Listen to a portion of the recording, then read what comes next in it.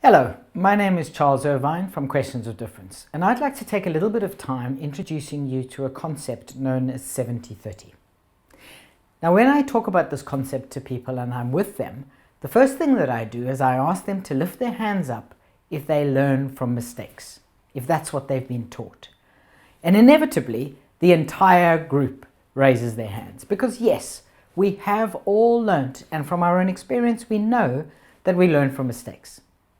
But there's a really good reason why we learn from our mistakes. And that is primarily because as human beings, we are physiologically programmed to remember them. It's a bit of the flight or fight mentality. So when something goes wrong, our blood pressure increases, our adrenaline pumps, and that has an impact on our physiology. That physiology means that that detail starts to get embedded in our brains, and we remember it. Harvard did an amazing piece of research about memory, where their analogy was that memory is actually like slow setting cement. So when we remember something, it's not because it's all based on that moment, but it's also because of the things that will have happened before, the things that happened at the time, as well as the things that happen afterwards. Now, when we're learning from mistakes, because we emotionally also respond to that, that embeds the understanding and the memory of that mistake. Let me give you a good example. When I set up Questions of Difference, which was many years ago now, I worked really hard for the first few years. And for 4 years, I had no holiday. Eventually, I decided that the business was just stable enough that I could take some time off. So I booked a holiday. What is it about holidays that as soon as we book them, we get tired?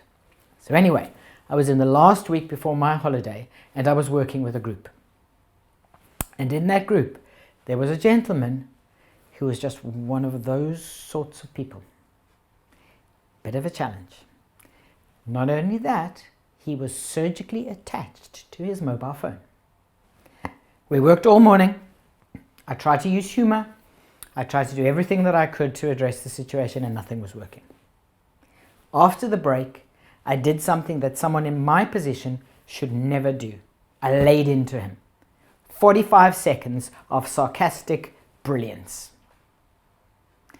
I went on my holiday. Do you know that in that holiday, all I could remember was that incident? I couldn't remember the work that we'd done in a social care setting where we transformed the relationships. I couldn't remember the work that we'd done to help an organization triple their profits in just 18 months. None of that. And let me tell you, to this day, I can see his face, I can see his shirt, I know the organization that I was working with, and I know exactly what was going on. So my point is, we are absolutely hardwired in our ability to learn from mistakes. My challenge is, how effective is that, and is there a different way of learning? Now, some 20 years ago or so, I went off to a conference, and at that conference I heard a fascinating story that became known as the tennis story. What they talked about was some research that was done with a group of tennis players. Now, this group of tennis players were of a fairly even standard, and they wanted to improve their game. So what they did is they divided the group into two, and they used a video recording to video all of the practice sessions that they had. Now, what they did was slightly different for each group. For one group, they edited out all the errors. So they took all of the mistakes away. And for that particular group, they focused on what was working, their successes. Now, if it had been me being videoed in that context, man, I think the video would have been very short. For the other group, they took out all the good moves and they left in only the errors. And so for that particular group, day in and day out, they video record them, they took out the good shots and they left only the mistakes. And then they analyzed it and they said, do you see there? You went out of the line because your foot was completely wrong. Do you see that serve? No wonder you went off. Because where was your head? You were looking in the opposite direction. No wonder you didn't do well. In the group where they focused on what worked, with forensic levels of detail again, they helped them to understand what had worked. Do you see the way you were holding your racket? That gave enormous power behind the serve. Do you see there the way in which your knee and your foot was aligned in the direction that the ball was going on? That's exactly why you managed to hit the shot that you did. Now, after this experiment, what was really interesting was what they discovered about the learning. You'll be pleased to know that both groups learned. The group that learned from mistakes could learn and improve. The group that focused on what worked could learn and improved. But this is where it gets really interesting. The group that were learning from what worked, from their successes, their rate of learning was somewhere between 67 and 75%. The group that was learning from their mistakes, their rate of learning was around 27 to 34%. Now, to be fair, when I was at university, 27% would have been a good rate. But we can start to see the difference between those things. Now, sometimes when I introduce this 70-30 concept, because you can clearly see that's where we got the name for it from, some people are instantly all over it to try and disprove the percentages. It's not about the specific percentage. And quite frankly, for some people that I've met in organizations, if they just did 50-50, that would be a great improvement. So my point is, the evidence is showing us that we can and do learn from our successes as well as learning from our failures. Now, the reason why we've named this 70-30 is because, in my view, sometimes when we are taught to learn from our successes, we start trying to ignore what's not working, and then it goes underground. And that's also not helpful. But to be fair, I think most of us are quite well schooled at learning from what's not working. I don't think I have to spend as much time helping you to do that. So the 70-30 concept, in essence, is about saying, let us spend more of our time learning from the detail of what is working so that we can apply it in situations that work and that don't work. I've had the privilege now of working personally with over 50,000 people in 27 different countries. And it's interesting to me that there tend to be 4 common themes that people talk about in terms of the questions that they have or the challenges to 70-30. So I'd like to run through those now. One of the first things that people talk about is, well, success isn't the same for everybody. Well, clearly not. It's not the same. However, we seem to be very good at agreeing on what failure is, and I would suggest that actually it doesn't matter if we haven't seen the same thing in its entirety. If we do choose something that generally we can attribute things to it that work, that's good enough.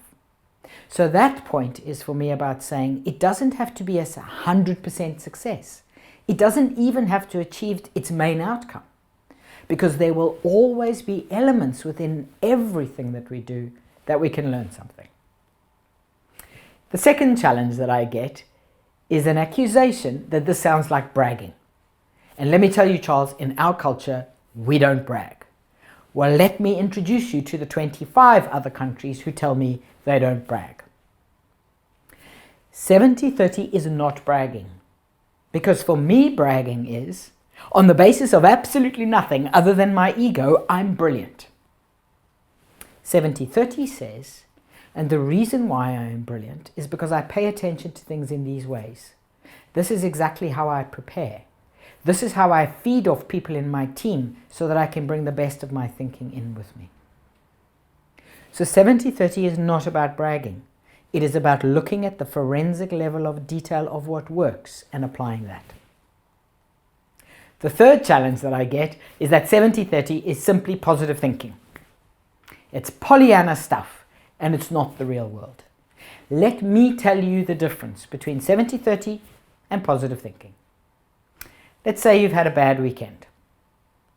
You were taking the kids to their games, you had a flat tire, somebody knocked over the neighbor's cat, things at home aren't working particularly well, maybe your partner is even being unreasonable, because of course we know it's your partner that's unreasonable, not your good self.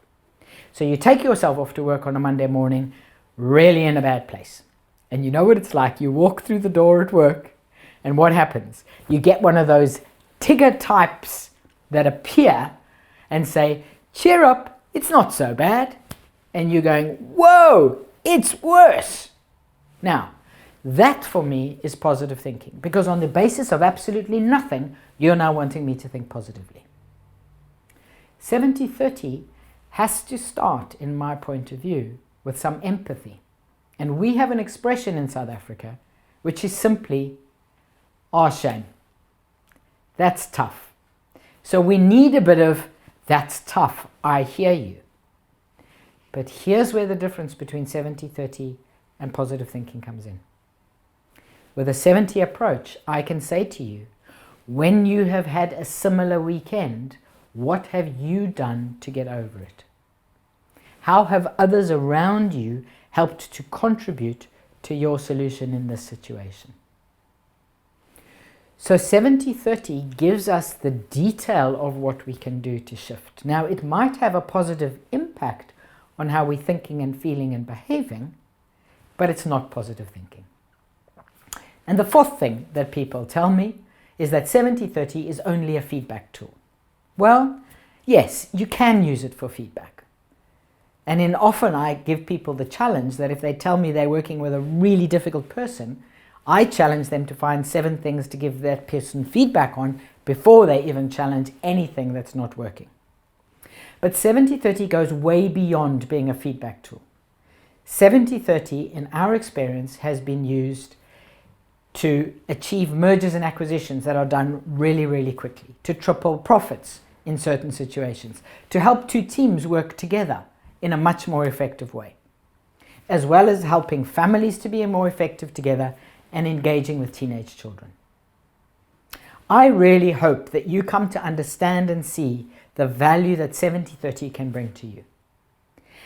And the biggest message that I want to give you at this point is, do give the 70 a good go first. Get good at that.